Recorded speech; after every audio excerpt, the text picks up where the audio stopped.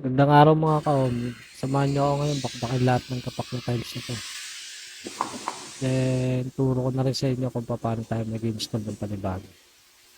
Let's go! I'm coming home.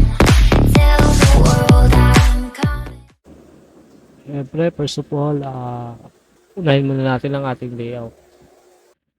Then, dahil meron tayo pikat sa hagdan, kailangan natin sundan yan. At para hindi tayo maligaw sa ating layout, lagyan natin siya ng marks. Then, sa pag-layout, ganito lang yung gawin nyo. Kuha kayo ng sukat ng tiles nyo. 60.5 cm, if 60 by 60 tiles nyo dito sa area na to. At 60.5 cm din sa dulo, yung 0.5 cm is para sa laro ng tiles at grouting purposes. At ito na nga, nandito na nga tayo sa pinakamahirap na parte, ang pagkakabit ng tiles. Then, sa pagkabit nyo ng tiles, make sure nyo po na may tile adhesive yung likod ng tiles nyo at pati na rin yung flooring nyo. Mapadry pack man yan o adhesive to adhesive. Kung napadami naman yung lagay mo ng adhesive o hollow, pwede mong dinan yan ng tuhod mo o dinan ng buong pagkatao mo. At kung sakaling feeling mo di na kaya, huwag mo na ipilit. Posible kasing mabasag na yung tiles mo pag mapasobra ka sa kakapalo. Mainam nang tungkobin mo na lang ulit, then reapply ulit ng panibago. Huwag ka tamaring umulit kasi yun yung magiging pangit na outcome sa gawa mo. Make sure nyo pala mga ka-Omi na 100% elevated yung unang tiles nyo na ikakabit kasi diyan ka susunod ng lahat ng elevation ng mga kakabit ng tiles.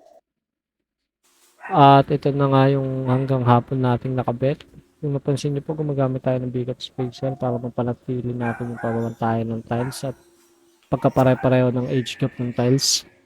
Dahil alas stress pa lang, merienda muna. Pag may nakita akong mga ganto-gantong excess ng halo, tanggalin mo na agad yan kasi pag tumigas yan, problema pa yan. At ito na nga yung maghapon natin nakabit kahapon. Hindi ko na na-videoan kasi medyo alanganin na. Shiro time na tayo ngayon. Let's go. Tip ko pala sa inyo mga ka-Omi, if ever mag-zero kayo, sukatan nyo na lang isang buo, then sabay-sabay nyo ng pagpuputulin para hindi masakit gano'n sa likod.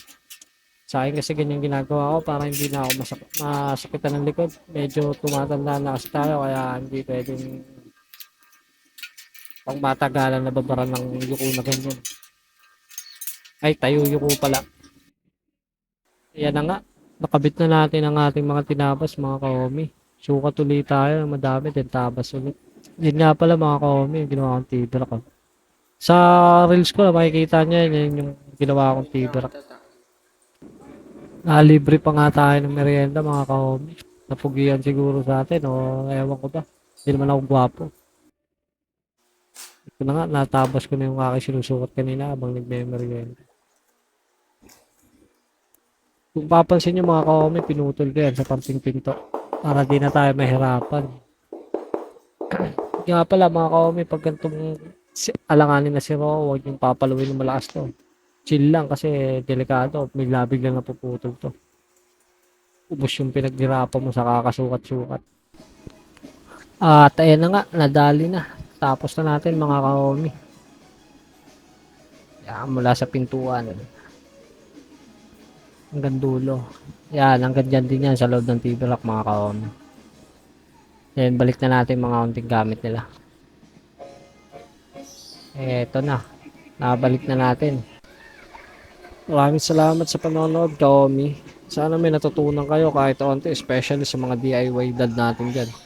Pa-heart react na lang din mga ka-Omi. Thank you and God bless.